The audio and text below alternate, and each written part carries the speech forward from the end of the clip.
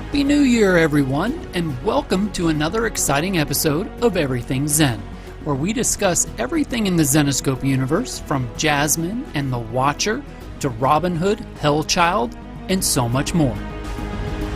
This is Zenescope. I'm your host, Mark Sells, and we're happy to have you along with us for our first 2022 edition of Everything Zen. It's January, a word that originates from Latin, specifically the word Janua, which means door, and it symbolizes the opening of a new door when the new year begins. Isn't that cool? Here in the U.S., New Year's is the fourth most popular holiday behind Christmas, Thanksgiving, and the 4th of July. Americans drink around 360 million glasses of sparkling wine or champagne on New Year's, and traditionally consume pork and black-eyed peas for good luck. Italians wear red underwear for good luck, and Spanish households consume 12 grapes in 12 seconds, each representing the 12 months of the year. But whatever you do, you should not consume chicken or lobster, as they are deemed bad luck for their ability to scratch themselves backwards or move backwards. The most iconic symbol of the New Year, the New Year ball drop, was actually a maritime innovation dating back to 1833 to help ship captains navigate coastal areas around the world. And it wasn't until 1907, after a fireworks ban, that New York implemented the famous Times Square ball, now created annually by Waterford. Miami drops an orange on New Year's. A drag queen in Key West named Sushi comes down in an oversized shoe. North Carolina drops a giant pickle down a flagpole. And good old Hershey, PA, drops a giant Hershey's Kiss to ring in the new year. Lastly, I have to ask, did you make any New Year's resolutions this year? The top 3 most popular resolutions are exercise, eat healthy, and save money. Meanwhile, 80% of those resolutions will all fail by early February, so here's hoping your resolutions stick. We've got lots of magic and genies to cover on this podcast. We'll be joined by Noah Mitchell, who has some amazing podcast Word of the Month prizes for you. And Amber will be stopping by to share her thoughts on Rise of the Djinn and the return of the horror franchise Scream, 25 years after the original made its big screen debut. And speaking of Rise of the Djinn, Ralph sat down with writer Kevin Grevious, who famously created, wrote, and starred in the Underworld franchise with Kate Beckinsale. Kevin shares his creative process, the idea behind Tamara and her unique journey into the world of genies, and the importance of comic books past, present, and future. Later, we'll sit down with none other than Batwoman, the incredible Javicia Leslie. She'll be here to talk about Ryan Wilder and her alter ego, kicking butt on and off the screen, and her favorite Batwoman perks. So raise a glass as we celebrate Auld Lang Syne. We're ringing in the new year with a great show filled with magic and new beginnings. This edition of Everything Zen 2022 starts right now. Have a wish or 2 or 3? You ain't never had a friend like me. From the hit song Friend Like Me by Alan Menken and Howard Ashman, and performed by the wonderful Robin Williams, who we miss so much and who fully embodied the role of Genie in Disney's animated classic Aladdin. Djinn, spelled Jinn, is Arabic and means to hide or adapt and concealed from the senses. It's been Romanized as Djinn with a D in front and anglicized as the familiar term genie, which in a broad sense means spirit or demon. Djinn are supernatural creatures in early pre-Islamic Arabian culture and are neither good nor evil. In folklore, they're typically accountable for misfortune, possession, and disease. They are commonly viewed as supportive, benevolent, and magical, and known to be summoned and or bound by a sorcerer. Perhaps the most famous account of Djinn in folk literature comes from the collection of Middle Eastern tales from various authors, translators, and scholars compiled in Arabic called 1001 Nights, translated into English in the early 1700s as Arabian Nights. Some of the most popular stories added to the collection of Arabian Nights include Aladdin's Wonderful Lamp, Ali Baba and the 40 Thieves, The Fisherman and the Genie, and The 7 Voyages of Sinbad the Sailor. A library of books is the fairest garden in the world, and to walk there is an ecstasy. A loss that can be repaired by money is not of such very great importance. And who could forget Open Sesame? Such an enjoyable read with so many great quotes and lessons. In pop culture, the influence and inclusion of genies is everywhere. In fact, it never really struck a chord with me until today that in C.S. Lewis's The Lion, the Witch, and the Wardrobe, Mr. Beaver tells the children that the White Witch is actually part giant and part djinn. You've got genies in films like the 1940 classic The Thief of Baghdad, The Seventh Voyage of Sinbad, Clash of the Titans, I Dream of Jeannie, Disney's Aladdin and its 2 sequels, and how about Kazam, where Shaquille O'Neal played a rapping genie who lived in a boombox. You've got genies in video games, from Final Fantasy to Super Mario. They're prominent in Dungeons and Dragons and role-playing games. And who can forget the catchy signature song from Christina Aguilera, Genie in a Bottle? In the Zenescope universe, genies have popped up in grim fairy tales over the years. But the most significant genie twist involved the character Jasmine, who was cursed by her own greed and transformed into a genie and imprisoned in a magical lamp.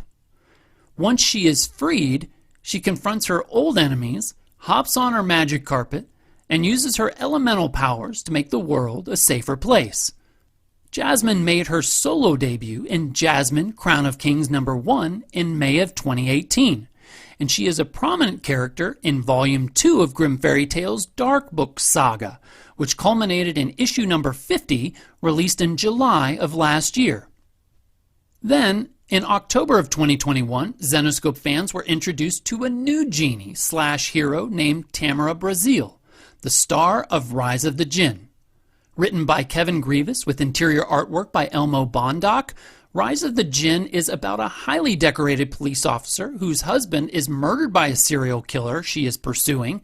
Before she can bring the killer to justice, she finds out that she has stage 4 breast cancer, and as fate would have it, is given a second chance in life when she discovers that she is a descendant from a long line of genies. But there's a catch. She can only keep her powers if she helps a pair of evil Djinn in an impending Djinn war which could destroy all of humanity. Rise of the Djinn issue number 2 dropped earlier this month, and Zenescope co-founder Ralph Tedesco sat down with Rise of the Djinn creator Kevin Grevious to talk about his genie influences and the future for Tamara after the 3-part series comes to a close next month. But before we bring them on, let's find out what magical prizes are available if you enter our January Podcast Word of the Month contest. Take it away, Noah. Behold! I am the great and powerful Zen Genie, ancient spirit of the Zenescope podcast. I was bound to this audio file many moons ago, but now your idle listening has freed me from my imprisonment. As a gesture of thanks, I will grant you the opportunity to win 3 incredible prizes. That's right, my friend. This January, Zenescope is launching its Word of the Month contest. Whenever you hear this sound, we'll reveal this month's magic word or phrase. Email us at info@zenescope.com with that word or phrase, and you will receive a promo code to use with your next purchase on our web store. But remember, only 1 submission per person. Participants will have their names automatically entered into our raffle, where winners will be determined through a series of random drawings. One lucky listener will receive the grand prize. Mystere issue number 4, cover E, a Nakayama in-store exclusive limited to 100 copies. In addition to this, they'll receive the premiere issue of Rise of the Djinn. 2 second-place winners will be picked to receive a quarterly exclusive of Zodiac number 1, featuring artwork by Sabine Rich, as well as the first issue of Rise of the Djinn. A handful of runner-ups will also be selected and receive promo codes that can be redeemed for a free mini art print, comic, or even discounts on future Zenescope purchases. Don't forget to email us at info@zenescope.com for your chances to win. Well, as they say in Agrabah, arrivederci! Our first guest this month is actor, screenwriter, and comic book writer Kevin Grevious. Alongside Len Wiseman and Denny McBride, he created the Underworld film series and on-screen played the tough Lycan named Raze. In addition to acting, he's done a tremendous amount of voiceover work, especially in the comic book space, giving life to Black Beetle, Super Skrull, and Terrax. Kevin owns his own graphic novel company called Darkstorm Studios and has written such works as Marvel's New Warriors, Adam, Legend of the Blue Marvel, and I, Frankenstein. He joins us this month as writer and creator of Zenescope's new series, Rise of the Djinn, and sat down with our very own Ralph Tedesco to talk about Genies, the inspiration for the series, and his life as a comic book writer and enthusiast. Hey guys, we're here with Kevin Grevious, writer, actor extraordinaire.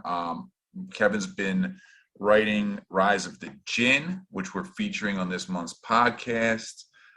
And you know him from his work on Underworld, which we'll talk a little bit about, and a bunch of other stuff. So Kevin, welcome to the podcast. Thanks for joining us.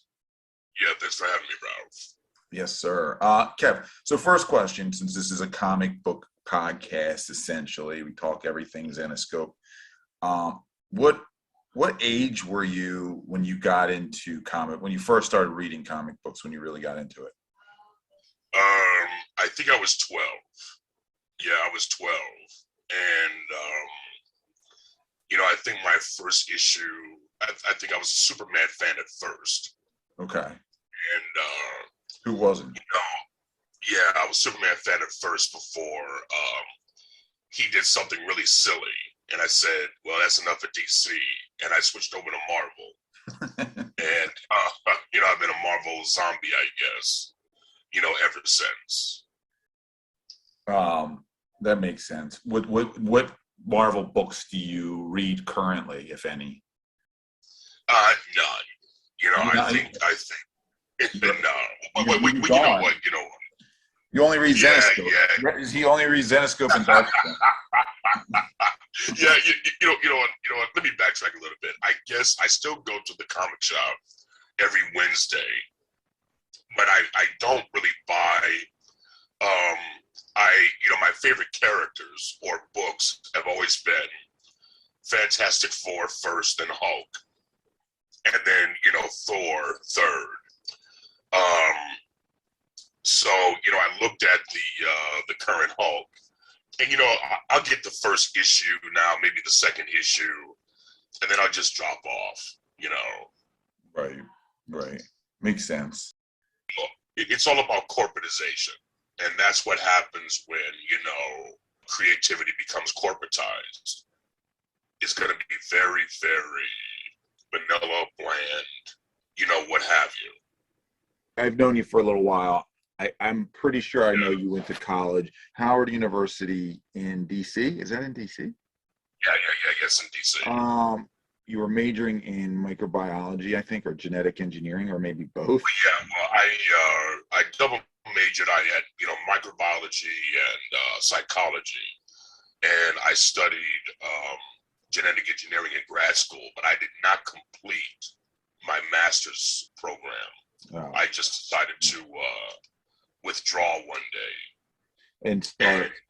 and come out and do something stupid like come out to Hollywood. Right. So, how does that decision get made? For me, it was writing. It was writing. Okay. that's what it was for me. I never wanted to be an actor. That's the last thing I wanted to be. But it's like, once I got out here, certain people like my voice, they like my look, size, and all that stuff. Right. And they were like, you should try your hand at it. And that's what I did, And, but my heart has always been with, writing and creating.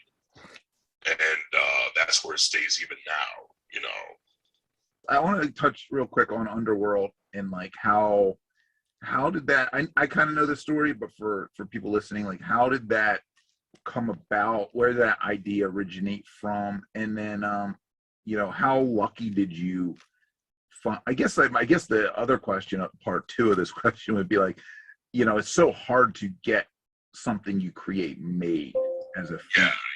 Yeah. How lucky did you feel like, or by that point where you were already like, was it kind of surreal, or was it kind of like, oh my God, finally?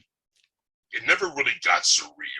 I think for anyone who gets in the industry, there are very few people who get discovered or get their first thing made. Usually people have a 10-year track, for them to make it, for them to get their first thing or what have you. That doesn't mean you can't work in the industry, but to get that real break. But, with Underworld, I told you before, I've always been, had a love for monsters and, things like that. And I met Lynn Wiseman, our director, when I was doing extra work on Stargate. And he was a prop assistant, you know what I'm saying? So he was trying to become a director. So, we became fast friends and, kept in touch. He was, we were interested in the same things, and, so I have to say that, the impetus for Underworld came from him, because since he was trying to be a director, I think he was with ICM at the time. They were trying to find him his first, screenplay to direct. And he said he was getting nothing but trash. And he got a phone call, I guess, from, I think it was Dimension Films. I don't think they're around anymore. But they wanted to do a werewolf movie because Blade had done so well for the vampire genre.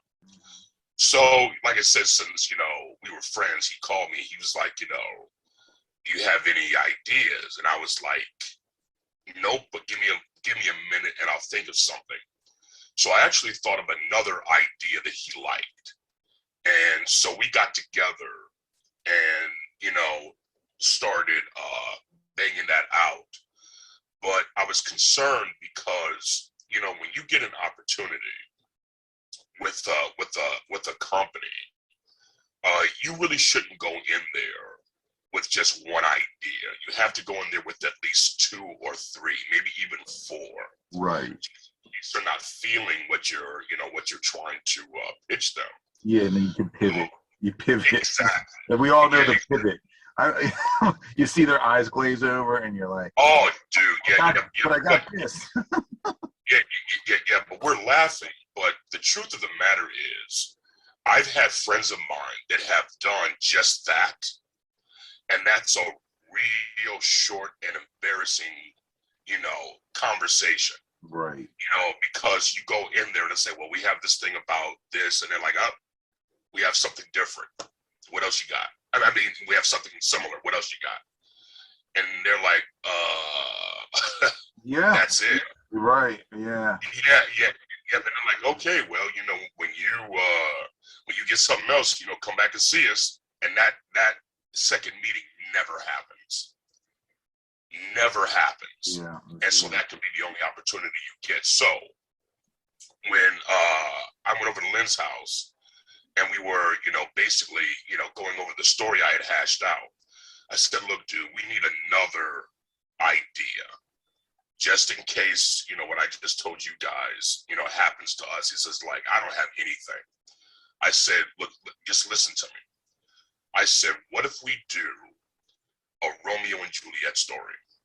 But instead of Montagues and Capulets, we have werewolves on one side, but vampires are on the other side. And we make it this star-crossed, supernatural, interracial love story that spans a 600-year-old race war. And believe it or not, he didn't like the idea. Oh, really? And he was like, man, is that going to work? And I said, if we do it right, and the rest is history. I wanted to touch on Rise of the Djinn, since we're talking comics, we're talking like, you know, how you come up with story ideas. So like, how did Rise of the Djinn come? When did you first come up with this concept, this idea? Was it, you know, just recently when you first pitched it to us at Zenescope, or was it a while back? And how did the idea come about? Yeah, it happened a while back, you know, probably around the time I was doing, I think, the third Underworld movie. Okay. What I try to do is when I create, I try to look for, if I can say this, holes in the industry. What hasn't been created, or what hasn't been created or done well. And, you know, figure out if there's a way in. So, you know, I had this idea. You know, I was watching, of course, I Dream of Genie, and it's like, man, you know, she's like a superhero that, you know, only has one person that she saves. You know what I'm saying?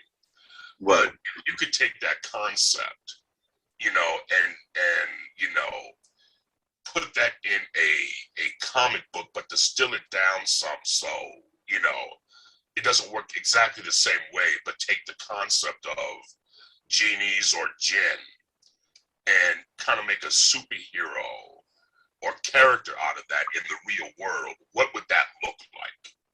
And that's when I started thinking about it and developing it, you know. Yeah, I mean, it's a really, really cool, fun concept. You know, I just think it you know, it was kind of like when you first pitched it, it's one of those hooks. You're like, oh yeah, that makes sense. Why wasn't this done? Why wasn't something like this already done? Exactly. Yeah. You know, and really, you know, I wondered the same thing about Underworld, because to me, oh yeah, you know, Underworld is one of those ideas that you say, I wonder why, you know, no one ever thought of this before. They had to have. And of course, you know, when you're, you know, doing your pitches, you know, you find that other people have tried, and for whatever reason they fail, and it doesn't happen, or it doesn't work, or they don't get the story right. Like, I remember this one cat told me he was working on a vampires versus werewolves story, but it was set in the Old West. And I'm like, the Old West? You know, why would you set it there? And to me, that's the reason why it didn't work. right. You know, but, you know, people have different ways in, but this was a writer who had written a lot of other stuff. So it's not like he doesn't know what he's doing. Right. It's just that different people have different creative proclivities, and you go with what you feel. And if you get with the right people at the right time, they get it. And I'll tell you a little funny story about Underworld, just getting back for a second. Lakeshore, who bought Underworld, they had previously passed on it twice before. But this third time, it went in through the back door. Okay. Through another producer who had been next to Lakeshore because he owned a record label. And so he brought it to the people he knew at Lakeshore. And it didn't go to the top guy. It went to all the underlings first. They read it, passed it up. They were like, oh, this is great. Then it got to the top guy, and he said, well, I already passed on this twice. They were like, yeah, but why? You know, we need to make this. Right. See? That's just the way it goes. So, yeah. It's also timing. Everything in this industry, comics, movies, is always timing. Like, sometimes you pitch something too soon, or too late. Clearly, seen that before. Oh yeah. But like you got to get lucky a lot of times. Like you meet the right person at the right time, it comes back around. We've done that where we've had same property optioned 2, 3, 4 times.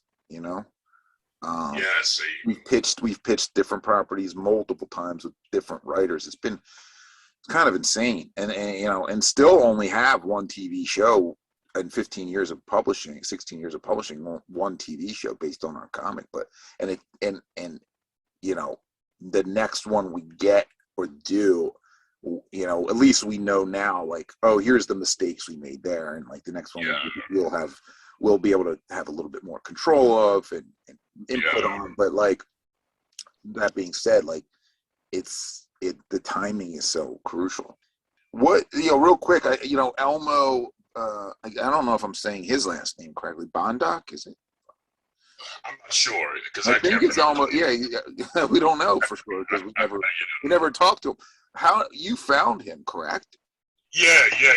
So the interior artist, for those who don't know, if you're not reading Rise of the Djinn, I hope you check it out. Kevin wrote it. It's issue 2 came out this week, yesterday. And there's a new sort of, I guess he's kind of a new artist, right? Yeah, but I talked to David, and he said he's worked for Marvel or DC before. Oh, okay. He just hasn't done much, or wasn't a book. Yeah. Really good artist. Yeah. And you just found him by happenstance? Yeah. You know what? I don't know. I mean, either I was on DeviantArt, and you know how you just start clicking, or it was on Facebook, and maybe there was something posted that made me click that link, and then led to another link that had this artist, and that was him. And I clicked that, and I was like, "Oh, okay, this guy is live." Oh, right. Let me snap that. Yeah, and that, exactly. For those of you listening, that's kind of rare because it coming from a publisher perspective, a lot of times you might find a random artist, and go, "Oh, I really like their work," or this is really cool. And then there's a million other issues, right? Like that's their best work, or they're really slow. They don't know how to hit. They can't hit deadlines. There's a lot of times there's a reason why you've never, not all the time, but a lot of times there's a reason why you haven't seen them before. You're like, oh my God, why is this person not working? And then sometimes you're like, oh, they only do 1 page a week, or that's not really their best, that might be their best page, and their other work doesn't look like that for some reason. Yeah. There's some weird, but this one happened to just work out, which is really cool and really interesting. Elmo's I think he's going to be doing a lot more work, and hopefully. What can you tease? Can you tease us anything for issue 3, or no? Oh. You don't like to tease. Kevin's not a teaser, guys. He doesn't like to talk. All right, we won't tease anything for issue 3. Issue 3, it's a 3-issue series. We've been experimenting with, like, because normally a comic book runs like a 5 or 6 issue. Sometimes it's even longer, but we've been doing these like large 3 issues. So 36 page issues, which is big issues. And so the 3rd and final issue comes out next month. And I hope you guys will check it out. And of course, I have to ask this one question. If you stumbled upon a magic lamp, let's say, we're speaking of Djinn and genies. If you stumbled upon the magic lamp and found a genie, what would you wish for, Kevin? Oh man, I'm gonna say something. I'm gonna say something politically correct. Okay. World peace. World peace. So not a Viking Super Bowl. Well. After that. Would it be? Because I'll tell you the truth. If this was before 2018, I might have to wish for the Eagles Super Bowl before World Peace. That's just me. But you know what I would do? But I would do it like this. I want the Vikings to have a 10-year undefeated run. Right. With 10 Super Bowls, undefeated, with Kirk Cousins, and the genie be like, I can't do it. Kirk Cousins, I just can't. Or if I was going to be more selfish, seriously, I would say, okay, let me start all over from the age of 10 with the brain that I have now. Ooh, that's a good one. Yeah. I would love to relive my life knowing things now. That would be. My goodness. I still wouldn't understand like how to code or anything. I still wouldn't understand anything like important. I'd still screw up so much. Man, Kevin, what's can you tease anything you're doing professionally coming up? Yeah. I'll be directing my first film next month called King of Killers. It's awesome. Yes. So that would be that's going to be fun. Well, we'll be looking forward to that. We'll make sure we announce it from our social media too. Kevin, I'll let you roll. It's been great talking with you and catching up with you. Oh, you let's do it again soon. Sounds good, buddy. Our faithful listeners will recognize that sound. It's time to grab the magic lamp and summon forth our podcast word of the month. The word for January is... No, it's not Djinn. That would be too easy. We're going to make it Aladdin. The January podcast word of the month is Aladdin, as in Aladdin's wonderful lamp, one of the many amazing tales from Arabian Nights. For Christmas, I got this weird-looking cup thing that some might call a lamp. I'm trying to find a place around my apartment for it, but nothing seems to fit because it looks like a tad vintage. And it's a tad dusty. So let me just wipe this off really quick. Oh, hello. It seems a genie has appeared. And in true genie fashion, I get 3 wishes. I think I'll wish for number 1, a subscription rewards program. Oh, number 2, for the Cowboys to actually make it past the first round of the playoffs. And Rise of the Djinn number 2 to be released. Nope, he's nodding and says 2 for 3. Looks like I'm guaranteed 2 of them. I'm really hoping for all 3 here. Rise of the Djinn number 2 is the second installment in the Rise of the Djinn series, obviously. It follows Cop Tamara after the incredibly tragic loss of her husband. After near-fatal burns threaten her future, she makes a miraculous recovery in issue number 1 and then learns that it's because she possesses the power of a djinn. In number 2, we learn a lot more about why she's being so targeted and who are the characters who thirst for her powers. Powers so strong, she can heal herself from injuries that should have led to death. We meet more characters in number 2, such as Sheedim. And let me pause you right there. Sheedim comes to her and explains the 4 types of genies, as us Americans would call it, as he says in the comic. He is a Hin, Sheik, Ghouls, and Palace. I'm sorry if I butchered any of those names, but I really tried. Being that he is a Djinn/Hin, he pours himself a drink in the first few pages of the story to what I assume obviously would be gin. And yet, here it goes, appearing to be wine.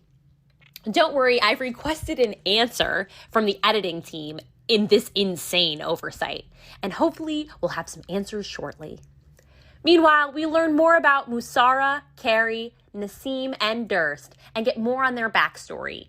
Each will be a key role in Tamara's journey. This issue features a history of the Djinn and chapped lips. Yes, you'll have to read to find out what that means. I don't want to give away too much, but the ending has quite a twist in true Zenescope fashion. One that will leave you thrusting into the conclusion, aka part number 3. Written by Kevin Grevioux, being co-published by Darkstorm Comics, Rise of the Djinn number 2 will take you in an emotional adventure of healing after tragic loss and the emotions that bring you to tackle challenges you didn't know were possible. There are 2 covers featuring artwork by Paolo Pantalina, Chuck Michael Obach, Ivan Nunez, and Anthony Spey. You can get number 2 at Zenescope.com and number 1, obviously, so you can figure out what happens in the first issue, although I kind of gave it away, right now for just $5.99. The epic conclusion will be dropping within just a few months, so no need to call upon that genie and ask for one of your wishes. Speaking of which, I'm still getting answers on the Cowboys for the first round of the playoffs. Genie? Yes? Ooh, maybe not. If you'd like to learn more about Rise of the Djinn, stop by Zenescope.com, and midway down the homepage, you'll see a section entitled Rise of the Djinn 101. It's got the first 2 issues of Djinn, plus you can get caught up on Zenescope's other resident genie, Jasmine, and her amazing storyline, Crown of Kings. Moving forward now, let's take a look at some of the exciting events coming up on the Zenescope calendar for January 2022.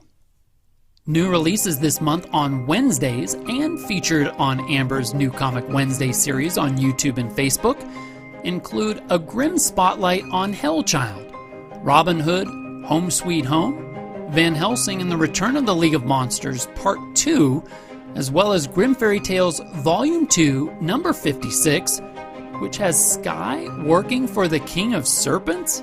Is that right? Wow. You'll also be able to enter the world of the Ether and Werewolf Hunters in the new graphic novel Unbound, which will also be the first edition to kick off our bi-monthly graphic novel subscription. The new Metal comic, Metal cards, and sticker set have all been released for January and are available for subscription on Zenescope.com. And the 2022 Collectors Club has begun with collectibles in 4 different categories: Holiday, Cosplay, Catchem, and the bi-monthly special editions by Paul Green.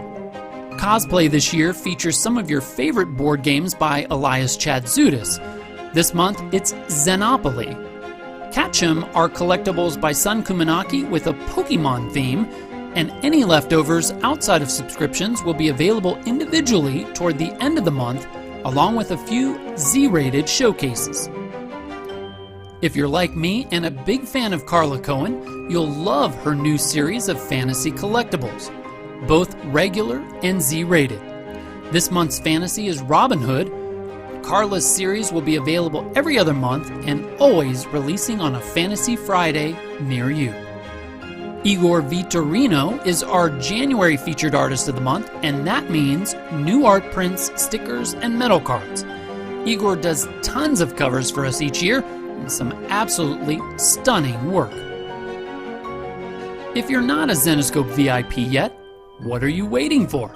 For a one-time charge of $99, you can become a VIP for life. You'll earn points and rewards for every purchase. You'll have early access to our live stream collectibles, not to mention specific VIP-only editions. You'll get flat rate shipping on each order and join an incredible community online of the best like-minded fans around. Plus, in 2022, as a VIP, you'll have the opportunity to sign up for Zenescope Black and receive free shipping all year long. And you can join our artists, writers, staff, and special guests in Las Vegas in April for a special VIP event at the Mirage Hotel and Casino. For more details on becoming a VIP, Zenescope Black, and the VIP Vegas event, visit Zenescope.com and look for VIP under the main menu. Or you can always reach out to our VIP coordinator, Adrian, at vip@zenescope.com. Lastly, don't miss our New Year's Virtual Con on Thursday, January 13th from 6 to 9 p.m. Eastern. Ring in the new year with Zenescope and brand new collectible comics, merchandise, and special guests alongside hosts Jason, Amber, and Ralph. That's January 13th from 6 to 9. And for fans of Movie Club, we're kicking off the new year on Thursday nights instead of Fridays this month on Thursday, January 27th. Join Ralph and the gang as they review the 2002 video game-inspired Resident Evil, starring Mila Jovovich, as they drop another incredible cosplay cover by Sun Kumanaki. For more details, follow us on Facebook/Zenescope. Our featured guest this month is Javicia Leslie, who was born into a military family in Augsburg, Germany, but raised in Maryland and attended Hampton University in Virginia, where she began appearing in productions like Chicago, For Colored Girls, and 7 guitars. After graduating, she relocated to Los Angeles and landed roles in BET's The Family Business, the CBS comedy drama God Friended Me, MacGyver, Prototype, and was the lead in the feature film Always a Bridesmaid. Last year, she landed the title role in the CW superhero series Batwoman, playing the homeless ex-con Ryan Wilder, who takes up the mantle of Batwoman to avenge her mother's death, and has been kicking butt and taking names ever since. I sat down with Javicia recently to discuss her origin story, the perks of being Batwoman, her extensive fitness regimen that includes Muay Thai, weapons, and boxing, as well as what's in store for Ryan Wilder and Batwoman in 2022. Here's what she had to say. Well, today we are honored and super excited to have the incredible Javicia Leslie on the show. Javicia, welcome to Everything Zen. Thank you. Thank you for having me. And I love the name of your show. It's a little bit about Zenescope, and it's a little bit about being totally chill. That's my thing. That's my stilo. There you go. Well, like any superhero, we have to start with your origin story. What can you tell us about your early beginnings and where your acting aspirations began? Well, I was born in Germany. We spent a few years there, but I was pretty young, so I don't really remember much. And then we moved to California, where my mom is from, and we stayed in California for a few years. And then we finally moved to Maryland, where I was raised. And Maryland is amazing. I don't know if you've ever been, but I have. Yeah, we're like 10, 15 minutes outside of Washington, D.C. And that's basically where the area of Maryland that I'm from. So I had this beautiful cultural, this very Black experience as, growing up and being surrounded by. So then after that, I went to Hampton University, which is a historically Black college and university. And then I came back and worked for the government because it's Washington, D.C., and that's what you're supposed to do. And then after working for the government, it was something in my bones telling me this isn't what I'm supposed to do. Like, I would watch shows, I'd watch commercials, I'd see plays, and I just knew I'm supposed to express myself. I have a lot pent up inside of me, and that pent up energy is supposed to be expressed in a way that it could heal people through my work, whether it be playing characters that are suffering traumas that, other people are suffering, or watching characters overcome those traumas, which to me is the most important part. So that's kind of what really plagued me. And I just knew that I wasn't servicing my purpose by staying in DC working for the government. And it's easy because the money is easy, but it wasn't me. And so I moved to California with $1 and a dream. And it's just kind of been history since then, really, I'm at 9 years in California. So really, I took step for step for step for step. No steps are skipped whatsoever. Was there a particular film, a show, or an actor that you really connected with, or, you look back at and say, boy, that was one of the moments that really got me going? I'm a very spiritual person. So for me, a lot of my connections that kept me going were these little moments where I felt like it was God telling me, you are exactly where you're supposed to be in the right time, right place. There was this actress that when I was younger, she's amazing. She's to me like royalty when it comes to acting. Her name is Lynn Whitfield. And, I grew up watching her in Eve's Bayou and just all these amazing projects. I remember her in The Line Between Love and Hate, like all these really cool projects.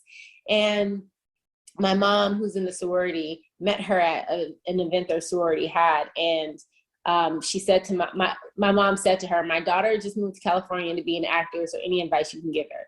And Lynn said, how about this? Give her my email and I'll meet up with her.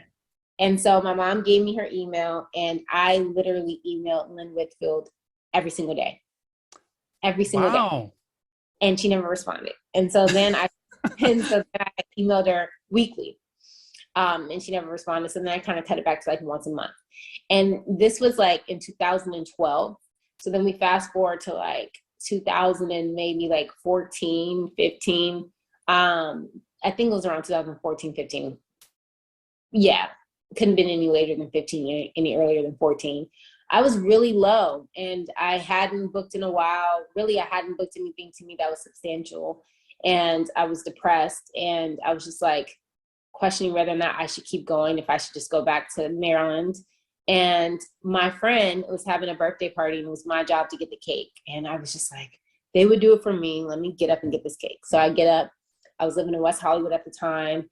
And I go and I park in this parking lot, but I park all the way in the back so that I could use the space between my parking spot and my in the store just to sulk more. You know what I mean? Like just to be more sad. And as I'm walking through the parking lot, she walks up and she's going in the same store and I see her and I'm like, it's you. And I mean, she's Lynn Whitfield, so to her, she probably thinks I'm a super fan, which I am. Stalker. Like, yeah, but like, you know what I mean? Like, it wasn't my reasoning for stopping her wasn't because of my fanness for her. It was because, wow, it's you. And she stops me. She goes, yeah. And I was like, you don't know me personally, but you met my mom at your AKA event a few years ago. You gave her your email address to give to me. And then she stops me. She says, you're the one that keeps emailing me. And I'm like, yeah. She's like, oh my God, I'm so sorry I never got back to you. You know, so much is going on. I have to go to DC this weekend, but I'll email you this weekend. So just email me again. And I emailed her again and she never emailed me back.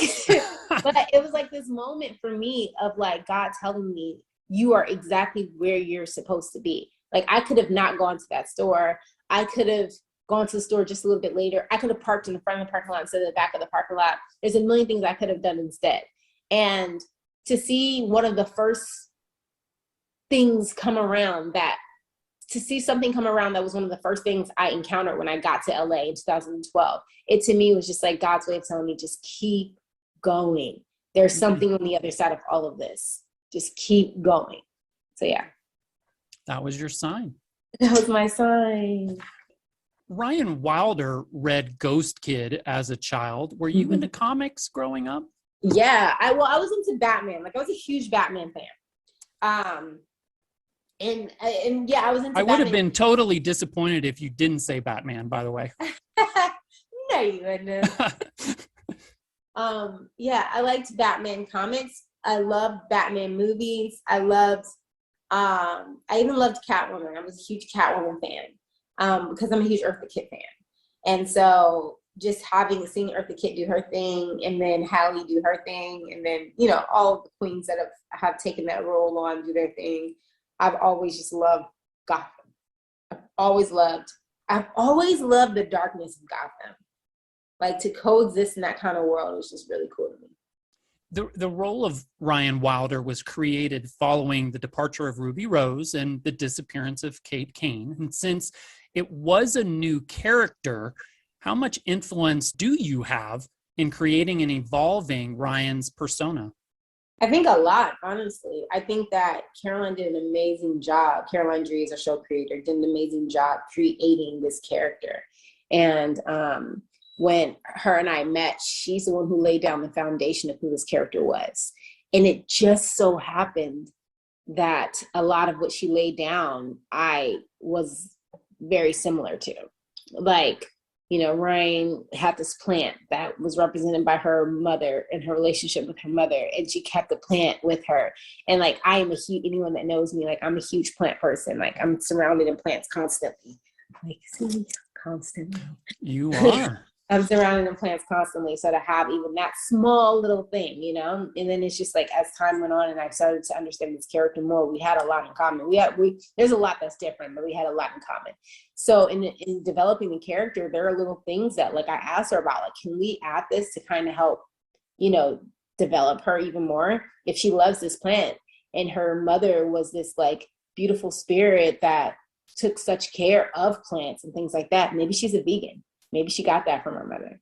And so Caroline was like, I love that. And I'm a vegan. So it was kind of perfect. And then, you know, it was like little things like that, you know, that we kind of like found that made Ryan who she was, that I felt like I really wanted to, you know, include in her character. I read that you've trained extensively in Muay Thai. Do you enjoy the fight scenes and physical demands of the role? I am obsessed with the fight scenes and physical demands. I'm a physical person. I release physically. I know some people release, in a lot of different kind of ways, but I love releasing physically and I love contact. And so the best part about having, a stunt team is that you can safely have these amazing fights, and if you're fighting the stunt team, obviously you don't punch them, but there's still moments where you get to make contact. And that's really cool and it feels good. I bet. Yeah. And then also I've always kind of saw myself being an actor that did a lot when it came to action. I love Tomb Raider, and, if there's ever a moment to claim that, I'm claiming that now, like wanting to be the next Tomb Raider. I loved Colombiana. I loved just these films that showed badass women. Love it. Is Batwoman your first sort of like physical type of role where you get to show off what you can do? To this capacity, yeah. Yeah. Mad Hatter, Alice, Killer Croc, Dr. Mary Hamilton, who has become Poison Ivy, and let's not forget Jada Jet, your mother. Who is your most formidable foe and why? I think right now, if you're caught up, it will definitely be Nick Creakin's character of Marcus Jet, who's actually my biological brother in the show. And it's because there's this conflict between stopping him and he's also my brother. I'm trying to remember, because it's so hard, because I know all the way up until now, so making sure I'm not giving any spoilers. He went on hiatus on 7. In 7, are you caught up? I'm caught up, but we don't have to go any further than this. But I do think that part has been released. He's kind of like our big bad, you know what I mean? And I think that Ryan's dilemma is what a lot of our heroes' dilemmas tend to be when you love someone that isn't a good person, or isn't a good person in the moment. So this is something Kate Kane dealt with Alice. Obviously, this is something Ryan Wilder is dealing with Marcus. Batman had his foes that were like at one point, like even like the story of Two-Face in the Dark Knight, right? In the Dark Knight movie, that started off as a person that he really believed in and wanted to win. And then obviously something went wrong and now he is an enemy. So yeah, I think those are the hardest foes to have to encounter, because you don't want to hurt them. You don't want to send them to Arkham where they won't get a chance for redemption, Yep. What's your favorite perk about being Batwoman? Is it the bat suit, the Batmobile, the Bat Cave, or something else? Mine is the stunts, but specifically the ones that allow me to fly. Because, humans don't fly, but I do. They harness me in, and they have flown me all around Vancouver. Like, I have gone up really high. I've come down fast. Like, I've been in every different type of direction as far as like how my body has been positioned. So I literally feel like this show allowed me to fly. Well, I was going to ask you if you could have any superpower, what would it be? But maybe it would be flying? Me personally? Yeah. Well, to a certain extent. So mine would be to be able to, I guess, as astral project. I wouldn't say it's astral project because that's taking yourself out of your body. But like, I can take my actual body to a whole nother location. Yes, that would be mine.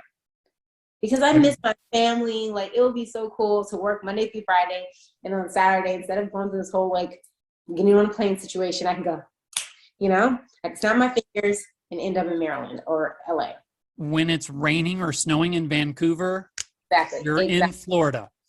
I used to think I was going to, do you remember the TV show Sabrina the Teenage Witch? Absolutely. I used to think that when I turned 16, I would become a witch, or however old she was, maybe 13, 14. When I turned that age, I would become a witch. And I turned that age and I didn't become a witch, and I was pissed. So I was like, I'm going to get all of my powers and I can't wait to see what my powers are. But it's funny because now, fast forward years later, I do feel like I've found my superpowers in other ways. Like, they don't have to be so, you know, I'm sure some people can fly, but they don't have to be that anymore to me. I have found my powers. That's amazing. Is there anything you can tell us or tease us about Batwoman in 2022? Oh my goodness. It's a lot. There's so much going on, and it's so cool. It's so fun. This season to me has been absolutely like action packed. It's so rooted in like so much of the Batman world. So you get to see these epic villains that you grew up watching. And then you get to see women fight them. You know what I mean? And I say women because it's not just me. Like Sophie, the character played by Megan Tandy, that character is a badass this season. She's like literally right beside me kicking butt. And then Victoria, she plays Renee Montoya. She is kicking butt. So it's like to see these powerful women. I think this is what makes our show so special.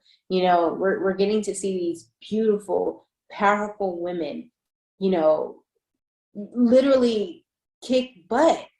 And I don't think I've seen it in this type of capacity. There's this beautiful fight scene in the returning episode that, like, I think when everyone sees it, they're going to lose their mind. It just gives me Charlie's Angels, like 2022, you know? And I think we miss that. I think we miss seeing powerful women on screen.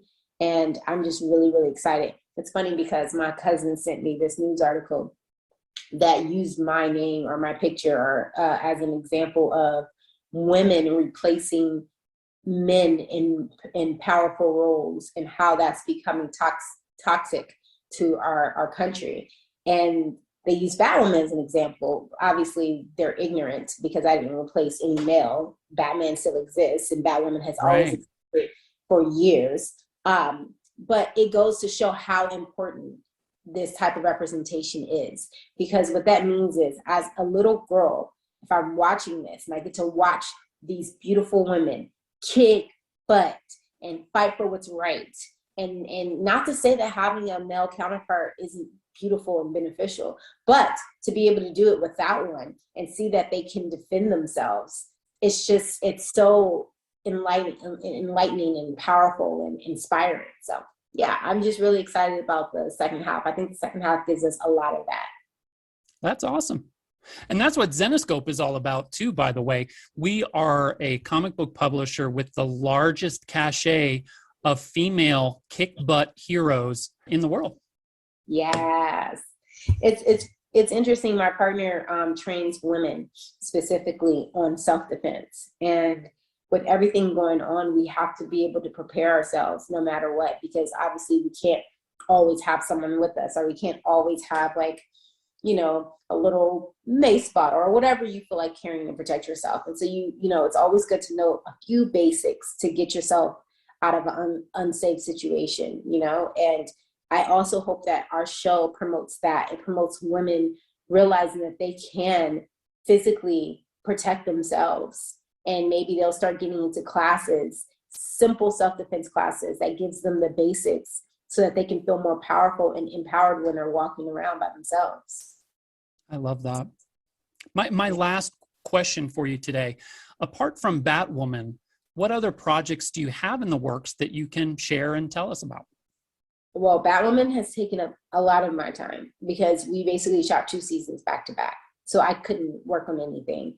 We only got a 6-week break between season 2 and season 3. That's why I said, whew, we're about to wrap in 2 weeks, and I'm okay with that. I'm okay with going home and taking a little hiatus and kind of just work on myself and relax, you know. Be with your plants. Be with my plants. I got to buy new plants. Well, my best friend's been taking care of a good group of my plants, but I feel so bad for taking plants back from people.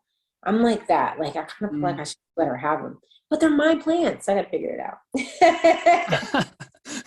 Well, Javicia, thank you so much for joining us. We're huge fans here at Zenescope. Wishing you all the best and a happy new year. Thank you, Ryan. You can watch the current season 3 of Batwoman on the CW, by going to cwtv.com/shows/Batwoman, along with all sorts of extra features and goodies. Seasons 1 and 2 of Batwoman are available for streaming right now on HBO Max. And be sure and check out Javicia in the Family Business and Always a Bridesmaid, available right now on BET+. You scream, I scream, we all scream for the sequel to Scream. Before we wrap up the first edition of Everything Zen for 2022, let's check back in with Amber for some fun facts here in the new year. Happy New Year's, friends! Fun Facts Guru Amber here. Who else is ready for another year of highlighting badass women? We'll be starting off 2022 highlighting two badass women as they make their 5th appearance as Sidney Prescott and Gale Weathers in the highly anticipated sequel to Scream. We meet both characters in the first Scream all the way back in 1996. Sidney is a high school student mourning the 1-year anniversary of her mom's murder. Gale is a news-driven reporter looking to prove and uncover evidence proving the innocence of Sidney's mother's alleged killer, Cotton Weary. Both are unconventional for their characters, aka cliché of horror characters. Sidney plays the final girl, however, ends up losing her virginity, thus putting her in the tropes of death for the first installment. She makes it out alive. Gale's side character and headstrong tendencies set her up to be the bad girl. However, she helps uncover the true killer's identity and also survives. Both characters continue on this path throughout 4, soon to be 5 installments, continuing to best the killer known as Ghostface.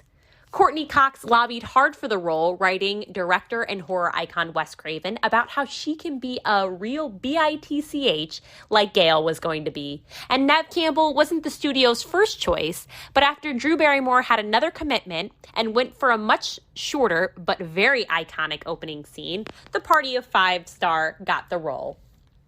Ghostface has been represented by 2 females throughout the franchise history, including Billy Loomis's mom, who was undercover as a reporter in Scream 2, and Sidney's cousin Jill, portrayed tremendously by Victim, aka Emma Roberts, in Scream 4. Some other fun small facts include Scream's original title being Scary Movie, the movie being inspired by the Gainesville Ripper, Liev Schreiber only appearing on a TV Scream in the first installment and then having a major role in the sequel and an opening scene cameo in Part 3, although he was very unknown in Part 1. The voice of Ghostface, Roger L. Jackson, was never allowed to meet the actors on set and also voiced another villain, Mojo Jojo, Form, 4, Powerpuff Girls. The Ghostface mask was found at a store instead of being made for the film. The franchise has grossed over $600 million at the box office, and it has spawned 2 spin-off series TV shows. And all because 2 unconventional, badass women refused to play the cliché of their horror characters. Here's more of Sidney Prescott and Gale Weathers kicking ass, hopefully, in Scream 5. The new year is officially underway, and that'll do it for this edition of Everything Zen. A very special thanks to Noah, Amber, and Ralph, as well as our fantastic creator, Kevin Grevious, and our featured guest, Javicia Leslie. I'm your host, Mark Sells. Thank you for listening. Even though few of us know all of the lyrics to Auld Lang Syne, one thing is perfectly clear. We should take a cup of kindness and raise our glasses for days of Auld Lang Syne.